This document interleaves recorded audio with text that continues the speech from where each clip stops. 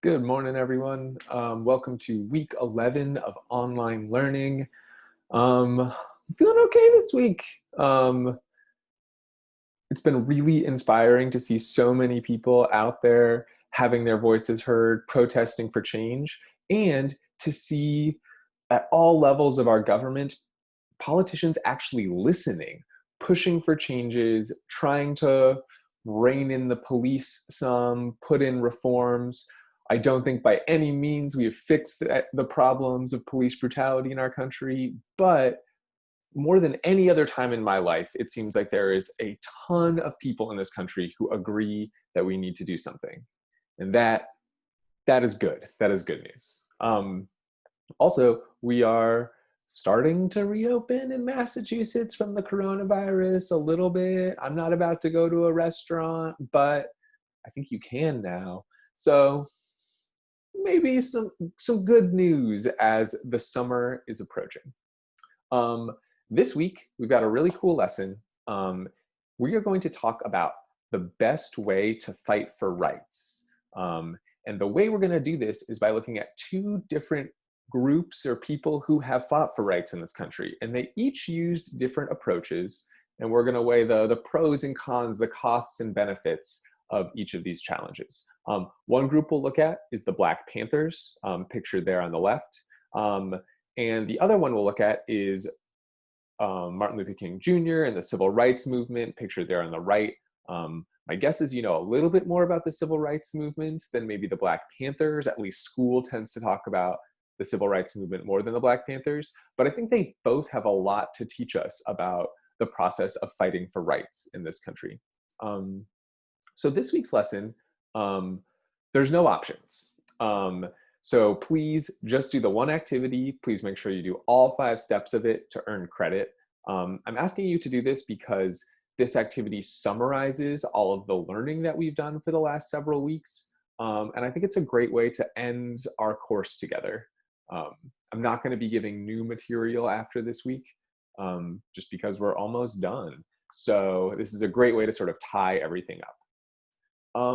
Cool. Reminders, all of your work for history class is going to be due on Friday, June 19th. That is 9 days from now.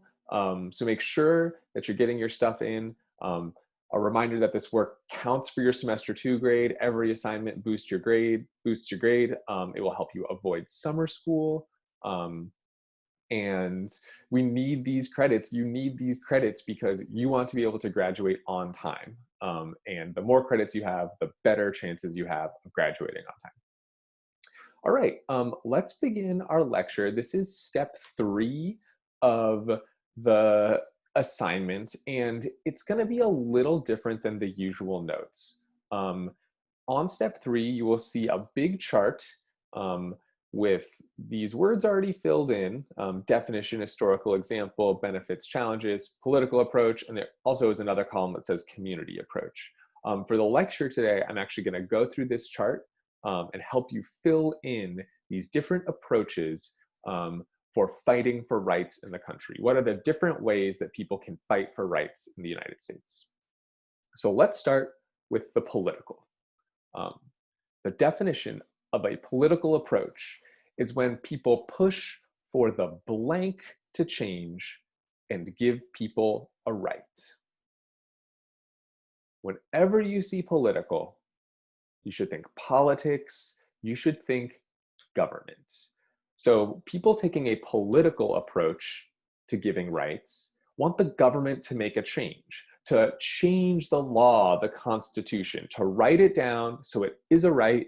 And if you don't have it, you can sue. If you don't have it, you can go to court and demand that the government give you this right. So some people think the best way to fight for rights is by going through the government, pushing for them to change.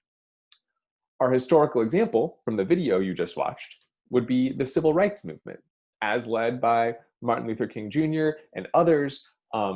Their strategy was really, we are going to pressure the government via protests, via publicity, boycotts, all sorts of ways to pressure the government, to force the government to make change. And we saw one example of this working. It's happened a lot of times, but one example was the Voting Rights Act.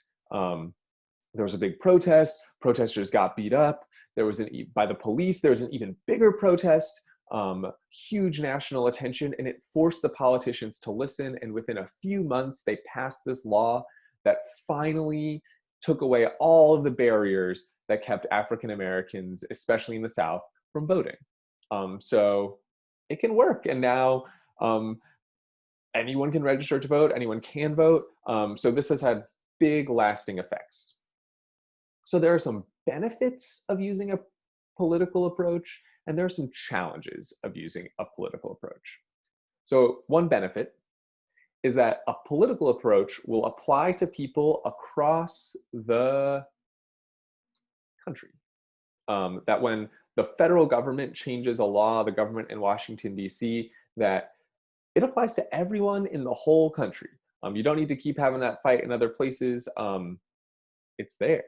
It's for everyone, which can be really helpful. Also, the government has more blank.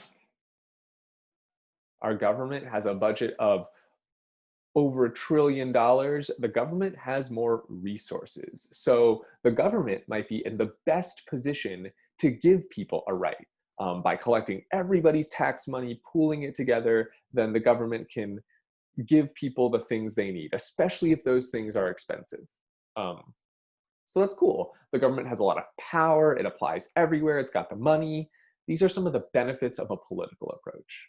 But there are some challenges. By fighting for government to change, it can take a long, it can take a really long time.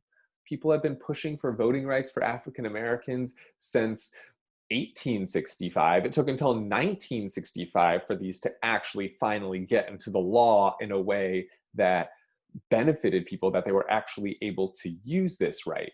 So if you wait for the government to change, that can be a really slow process.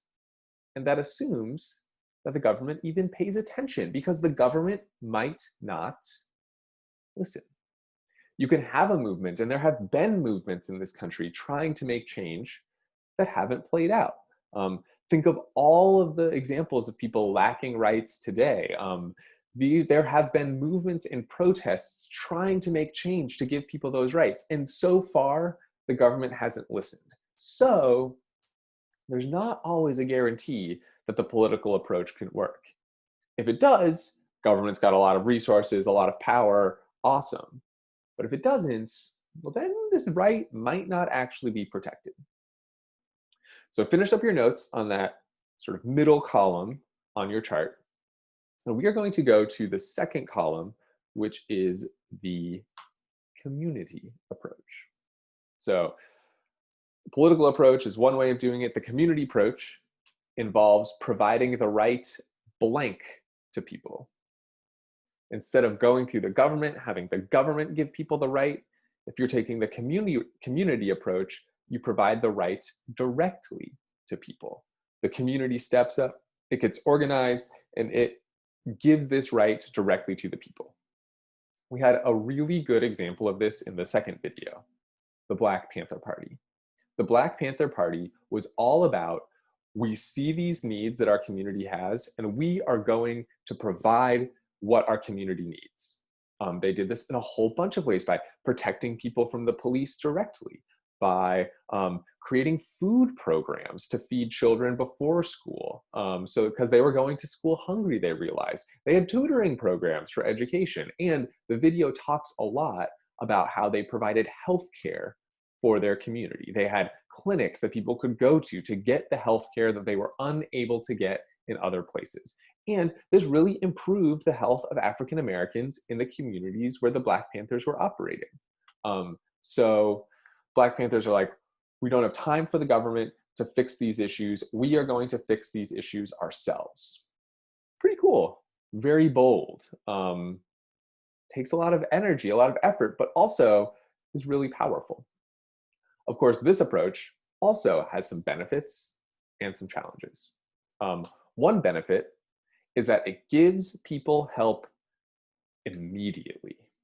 Unlike the political approach, which can take a super long time, if the community gets organized, they can start right away giving people the help that they need. Don't have to wait for a law to pass. Don't have to convince politicians from all over the place. Don't have to go through the courts. It's like, nope, we're taking care of it ourselves. It's going to happen right here, right now. Another benefit that we saw is that with the community approach, you can focus on the needs of blank groups. Focus on the needs of certain groups. So the great example of this is the Black Panthers providing support for sickle cell disease, which is a disease that primarily affects the African American community. It has to do with genetics and sort of how people inherit this disease, but it's one of these diseases that affects a certain group of people much more than it affects other people. And the Black Panthers were like, look, our community needs this to be focused on. And since we are operating at a community approach, we get to prioritize the things that our community needs, which can be pretty cool. If it were a national program, as we saw at that time, they weren't paying attention to the particular needs of the African American community. Only with this community approach were the Black Panthers able to make sure that the needs were actually met. And what's even cool is that this community approach actually influenced the politics. It caused the government to change and pay more attention to sickle cell disease. So sometimes the community can actually like push the political. Challenges though, because the community approach in many ways is great, but it's got its own issues. One issue is that the communities might lack blank. That communities might lack the resources they need. It's awesome to provide food and to provide healthcare, to provide tutoring. All of those things cost money. So where does that money come from? Is it donations from the community? Does the community have enough money to supply all of those needs? Especially if it's a community that's been treated badly, oppressed for years, are they going to have all of the resources only within their community to take care of everything they need? And we saw that as the Black Panthers got harassed by the police and the FBI, their ability to raise money, to have the resources sort of decreased, and then they had to stop providing these services. So it can be harder to get resources at the community level. The other problem with the community approach is that the burden or the challenge of providing these rights is not equally blanked. It's not equally shared. Like, why should some communities have to take care of themselves when other communities get support from the government or from other groups? If there are taxes, then everyone shares the burden equally. Everyone pays the taxes, and then the taxes are used to help everyone. But in a community approach, some people might be really generous, might be really willing to help out, and other people might not contribute at all. And so we don't have the equal sharing of the burden that you might have if the government makes a law and taxes everyone and puts this program in place. Cool. There's a lot of notes here. If you need to pause and catch up, feel free to do so. Your last task today is a sort of open-ended daily quiz. I would like you to pretend that you are an activist, someone who is fighting for change. And I want you to choose one of the rights that we have studied over the past several weeks. It can be any of them. They're all listed in your assignment. And I want you to choose which approach, a political approach where we change the government, or a community approach where the community deals with it itself, do you think people should follow to make sure Americans have this right? So for example, if you want to fight for free college, does that seem like something that should be a political change, or should it be a community change? If you want food, is that something that you need to push the government to change, or should the community be figuring out ways to take that on? There are no right answers here. I just want to see your thinking as you go through these questions. If you need me, I'm online every day with Zoom. You can email me, leave a comment in the classroom, shoot me a text message. I am excited to talk about this stuff with you. Yeah, I hope you have a great week. Good luck on this lesson, and I will see you online.